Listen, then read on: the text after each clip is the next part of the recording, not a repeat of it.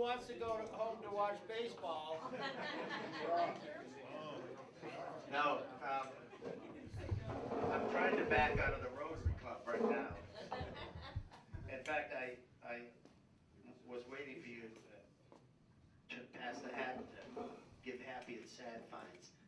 That's what the Rotary does every meeting. They pass the hat around, and if you're happy, you put in $1. If you got a problem, you put in $1. It's a good thing. So I am Don. I live in Stow on Crescent Street. I was raised over in Acton. I haven't grown up yet, so I can't say where I grew up. I don't know what you want to know about the airport, so I'm going to make a short presentation, and then I'd love to have you ask me questions. But before I start, I want to say that in 1958, my dad was a lion, and their big thing was selling light bulbs. Yeah. Do you still sell light bulbs? Yes, we do. Not anymore? Yes? No? And we had a big, his machine shop had moved out of the basement of the house, and there was a lot of room down there. So a big trailer truck would come up with giant boxes, light as a feather, full of light bulbs. And then a bunch of guys would come. I was too young to know if they drank. I'm going to assume they didn't drink. But they would open up the boxes and repackage them into paper bags with some 100 watts, some 60 watts, some 25 watts, blah, blah, blah. And then they'd drive all over town selling light bulbs. And my dad's way of selling light bulbs was that, hey, Don, you want to have some fun? I said, sure. So he would drive around town, and I would go up to the door and sell light bulbs. So maybe I'm already a lion. That was in 1958. The other thing I wanted to say was how thrilled I was to have the Lions Club help out with Wings and Wheels this year, and see so many friends come to the airport. It really meant a lot to me, and I appreciated it. Thank you. It was fun. Well, maybe we'll do it again. Yeah, we'll see. I'd love to have you do it. And a little bit of history before we talk about these things. The property where the airport is used to belong to Henry Erickson. And before that, it probably belonged to C.D. Fletcher, if you know who that was. He owned everything. Yeah. And other names that have been associated with the field. And Lou, this has sort of reminded me of the time you asked me to give a talk. It must have been 2003, the 100th anniversary of flight. You said you invited all the airport managers together in the town hall to talk about the history of their airports. And there were 4 airports in town. Crow Island, Collins, Digital, and Minuteman. And we all gave a little perspective. And because it was history, I went through the list of people that have been associated with the airport that make it what it is today. And that included Henry, but also Betsy Derby, Penka, now Bruce McGilver's wife, across from the Catholic Church. Herbie Torpa, one of twin brothers from Napa and Maynard. They were guys that learned to fly over at the field there in Maynard, Sid Mason's field. Yeah. The Weldons, right up the street from us. I don't think there are any Weldons in town now. Anybody know? All moved away. They work for us. And the Treffrys. And Steve Treffry and I are still friends. We walk together. Oh, actually, he walks and I think about walking. But he likes to remember riding on the road grader with my father when he was 13, because we kind of built the airport ourselves in the beginning. And Saturdays, that was the big family thing. My father made scientific instruments. On Saturday, he would run the road grader, and I would pick up stones because we couldn't afford crushed gravel. So we'd go back and forth in the grader, and the big stones would roll out the end, and I'd pick them up and throw them in a bucket or something. It's a good way to get started. And of course, Linda Hathaway and Nancy were and are good friends, and they started the restaurant together 23 years ago. In 1969, when we opened, my mother ran a little restaurant. It was called Peg's Place. And when I got married, Nancy ran it. And we changed the name. It took an act of Congress to change the name from my mother's name, you can imagine. Oh, it's not Peg's Place anymore. So it was the holding pattern. And then the kids came along, and finally the kids got old enough that Nancy actually had to pay some attention to them. So she walked away, and we had 4 tenants in there in 10 years. And the only ones that made money were the carpenters and the electricians. Everybody had an idea that they would renovate it one way or another and make it better. And Nancy and Linda would walk around Crescent Street. Linda's from Pilot Grove Farm, if you don't know who she is. And they would say, oh, we could do better. We could do this. And Linda talked Nancy into reopening the restaurant, going back into the restaurant. And it worked out great. Linda stayed with her for a year, and then Nancy bought her out. And our kids worked there, Linda's 2 kids and our 2 kids. And it's been a wonderful ride ever since. 1969, July, is when we opened, and I did some heavy math tonight, and that means next year is going to be our 50th anniversary. So we're getting ready for a party. I haven't organized it yet, but I know there's going to be a party, and I'd love you guys to be part of it somehow. So we'll stay in touch on that. 50 years is a big deal. This is our 3-legged mission.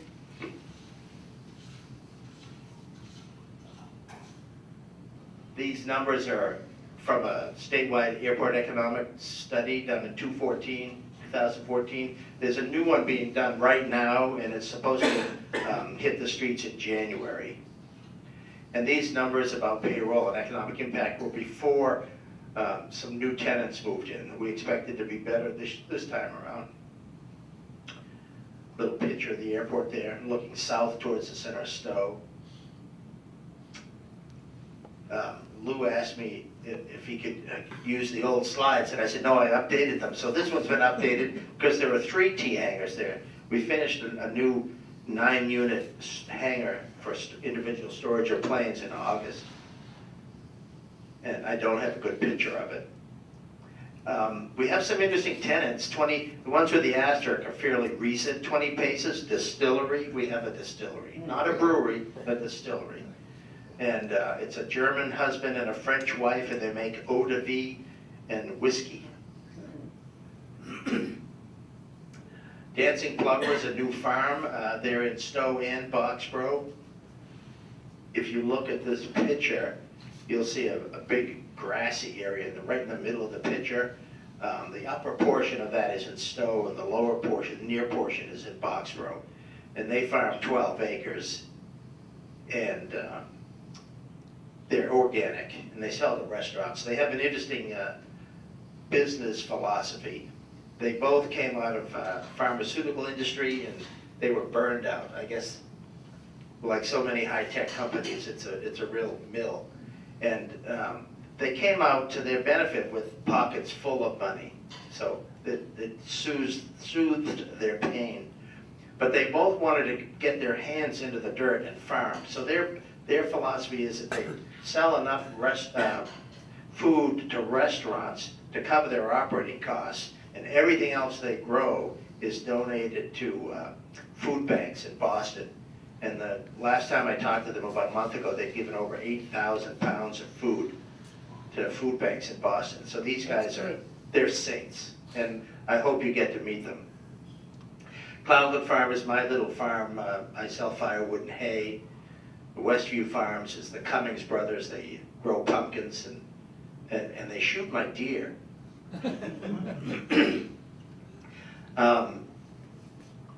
Karen and I were talking earlier about coyotes and fisher cats and animals, and I didn't say anything at the time, but part of my job is to keep the airport safe. We all know that Sully brought his plane down in the Hudson River after flying into a flock of Canada geese. So wildlife around airports is serious business for management, and we encourage hunting of deer and turkeys, which are also a problem, and geese. Let's see what else is new. Alakai Technologies, they haven't even moved in yet. They're tenant in the new hangar, and I can't say too much about them. They've asked me not to say too much, but they're going to make VTOL taxis, which are going to fly people around cities in the future. And they're powering theirs with hydrogen fuel cells, unlike most of the other people that are trying to do it with NiCad batteries, or lithium batteries. National Aviation Academy moved in, it's coming on 2 years now, You might have heard of the East Coast Aerotech. It was an aircraft mechanic school over at Hanscom. It started in 1932, and it's been sold a couple of times. National Aviation Academy owns it and runs it now. And their lease expired over at Hanscom, and their hangar was torn down, and it's now the new home of Boston Medflight. If you come down the driveway into Hanscom, it's on the right. And they were looking for a home, and we had space, and now half of their operation is on the Baker Ave extension in one of the office buildings there. That's all their classroom space, and their lab space, so-called, occupies the south hangar at the airport and half the office building. And they're doing great things in terms of workforce development and helping people climb the economic ladder. And we have an air taxi operator. They fly exclusively in Cirrus airplanes. Those are the ones that have the deployable parachute. And they're very busy. The runways are available for free. So this gives me a minute to talk about my job. I don't actually have a job. Nancy and I like to think that we host a party every day. And we're kind of social people, and our job is to introduce people to each other and build a community at the airport. We've been good at it, and we've had a lot of fun doing it. And part of the reason I say I don't have a job is that the runway's free, so I don't think that's a job. Everybody that uses the runway can use it for free, just as you would driving down 117.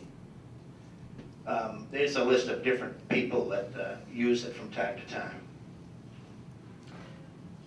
And then, in addition to those organizations at the bottom, that includes everybody else, business and personal flights.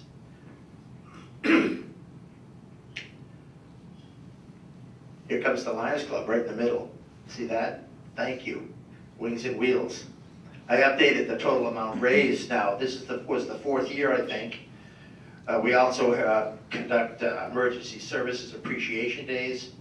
And the EAA chapter is the folks that you met that were cooking burgers, maybe with you or on nights when you guys weren't there. Their main mission is to introduce young people to flying, and they've taken more kids flying than any other group in Massachusetts since 1993. They're very active and great guys. And of course, we do nurture the environment. For those of you that know Boxborough, that's Donnie Morse running the tractor. He's an old-time Boxboroughite. Wrong way. We have finished repaving the entire airport, thanks to Jamie Eldridge, Kate Hogan, and Jen Benson, our rep from the Boxborough side, and of course the state administration and all of our supporters. It took 3 years to get it done.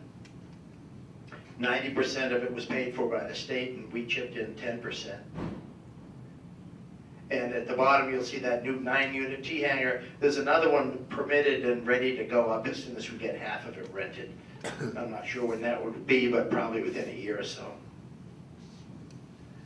And yes, we had a 5K and a fun run last year, and we donated the proceeds to the Stow and Boxborough Conservation Trust. And look for another one next year. We got kind of a late start this year, so the race was canceled. We didn't have many people sign up. And coming on the 50th, we're already starting to plan, so we should have a lot of fun next year. That's the formal presentation. What else you want to know about airports?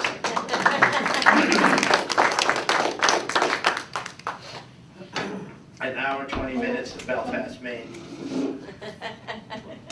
20 minutes? Well, you mentioned something about the company doing VTOL. I assume that's vertical takeoff and landing. Right, yeah.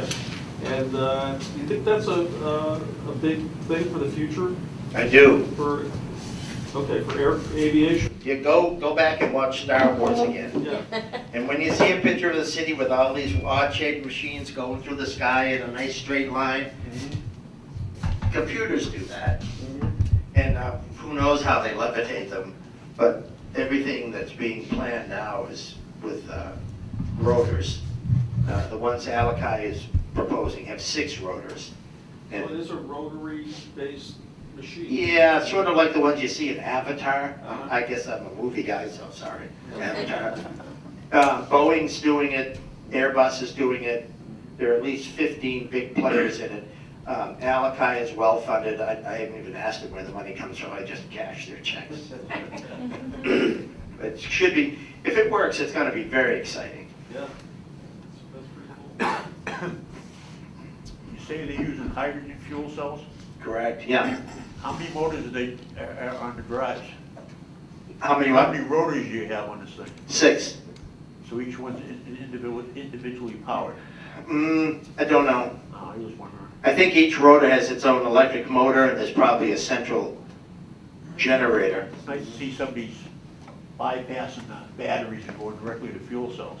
I think it's innovative and it has a good chance of succeeding. They already have a much better power to weight ratio and a much greater range than the ones with the battery. Right. You're using essentially the hydrogen as a battery is what you're doing. Yeah, yeah. That's pretty cool. You mentioned that, oh, I'm sorry. You mentioned that there's an aircraft that has a parachute. And that's something I always wondered about for even larger aircraft. So maybe you could talk about that, because why wouldn't larger aircraft, or small aircraft at least, have parachutes to protect engine failure? Here's my take on it, and thank you for that good question. Baseball pretty soon. Bigger planes have more than one engine. And they're designed so that if an engine fails, it'll still go. There's enough power in the other engine to take you to the scene of the crash. That's the joke. But the Cirrus aircraft is single engine, and if that engine quits, you have to find a place to land. And if you're flying in bad weather, you can't even tell where you might land. So you slow it down and push the button, and the parachute brings you down. Right. It saved a lot of lives already. Yeah. Pretty cool too. Yeah, yeah. And it's they're made in Minnesota. Of course, they're owned by the Chinese now, I think. But it's carbon fiber, high tech. Oh, I wish I had time to get more photos in here. I'm remembering one now. There's a gentleman that has a distributorship of these planes in the Middle East. He's Italian. He sells in the Middle East. Why? That's where the money is. And he sold 20 of these planes to United Arab Emirates. And they stop in Stow on the way across because he loves my wife's hummus and our cheap gas. We sort of have the Cumberland Farms business model when it comes to running the airport. We're known for very cheap gas, relatively speaking, and great food. Dick? When John McGloin built Harvard Acres, Sure. a lot of those people, once they got in the home, said, my God, I didn't realize there was an airport there. And there was a lot of complaining about that. How will you get along with your new neighbors? They love us. They like my wife's hummus. And the town has helped us.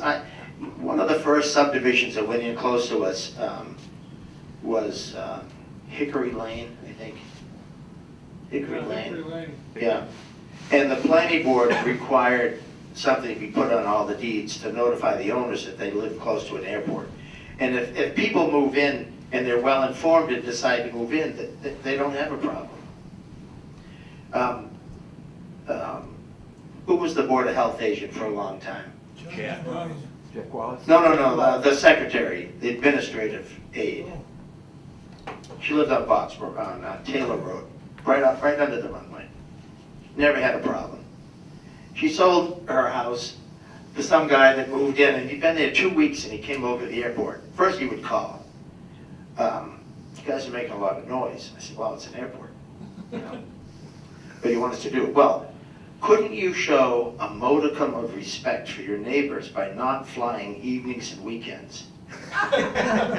Now, that's when we fly. Right. And he went around to everybody making noise about how bad our noise was. Selectmen, planning board, administrator, police, Kate Hogan, Jamie Eldridge, and everybody said, well, didn't you know there was an airport there when he moved in? And apparently he didn't. And he finally moved out. The new neighbors came in, and the first thing the realtors do, and most of the realtors know this is the best thing, they say, well, go talk to the people at the airport, and they'll tell you what's up. And what we say the same thing all the time. Noise is a subjective thing. Two people can live side by side and hear the same noise, and one hates it, one loves it. So we always say, well, go to the house you're looking at and spend an afternoon there when the weather's nice and the planes are flying, and see if it bothers you. And if it does, shop somewhere else. People that end up buying those houses love the airport. So we've sort of filtered them out over the decades. It's very effective. Does they fly out of Masons anymore? No, No. no. Do you see the airport growing to a larger size than it is now? Our airport? Yes. Well, I'm going to take a page out of the Belfast, Maine playbook. No, it'll never grow. Yes, it will. It might grow a little tiny bit, but it will never change its basic character. Most of our growth is storage of planes in buildings. I'm really a real estate guy that happens to have a runway. What do you think about what's going on in Worcester now? That airport growing? Well, that's exciting. That's a good thing? Yeah. So everybody knows they've been trying forever to get planes to go to Worcester. First of all, you can't drive there. You can't get there through all the back streets and everything. And when they've had airlines go to Worcester in the past, if a few flights home diverted to Bradley, and you get on a bus, and you say, well, screw that, I'm going out of Boston. So they never really succeeded in keeping airlines there. It's a wonderful runway facility, but it's 1,000 feet high, and everything else around is about 200 or 300 feet. So when we have a low ceiling at Minuteman, and we're flying in the traffic pattern, there's 0-0. So what Massport and JetBlue did cooperatively with the help of the FAA was put in the highest quality precision landing system. It's called a Category 3 instrument landing system. And they can land hands off. Wow. They let the computer land the plane so they don't have to see. Nice. In fact, usually when they finally slow down, if the computer does such a good job, the nose wheel goes over the lights. The runway lights, center line lights are, sunken into the hot top, and every time the wheel goes over, it's thump, thump, thump. That's how they know they've landed. And then they have to get a truck to lead them into the gate. So there are several airlines operating out of there now. JetBlue, and I'm not sure who else. Yeah. Somebody's going to Philly or somewhere. You may know. Well, I think they're going American. I thought they were going to New York also. Somewhere. Could be Newark. I'm not sure. But they still haven't solved the problem of how to get there on the ground, but they've solved the problem of being able to land there consistently, independently. So. I imagine with Marlboro closing, you're going to pick up more landing planes coming in too, right? Yeah, we did pick up a few, Arnie. Yeah. Yeah. And some went to Crow Island, Oh, okay, go on, yeah. and I don't know where else they've gone, different places. Marlboro was tough. Very small airport. Yeah. Well, it's 1,600 feet long with trees on one Trees end. on one side. And we have two runways, and our secondary runway is 1,600 feet long with no trees, and you only land on it if the wind's blowing out of the northwest. So, yeah, it's got a big pile of dirt on it right now, but I'm hoping that disappears soon. I read the article about the Marlboro Airport. Why did they go bust other than the short runways? Another good question. Partly because they were so small. They never had lights, and we have lights. And they never had an instrument approach, and we have an instrument approach, which means you can fly in when it's cloudy. And so they were a day VFR, Visual Flight Rules runway, recreational. And that limited their market. And our market's bigger. We're never going to be like Hanscom, where you can have jets. We don't want jets. That's the infinite market. But we're enough bigger than Marlboro that we're thriving, whereas Marlboro sort of withered on the vine.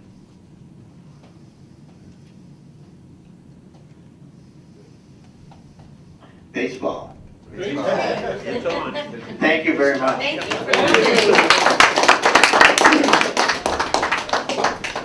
Okay, do we have a suggestion, a motion to adjourn? I make a motion to adjourn.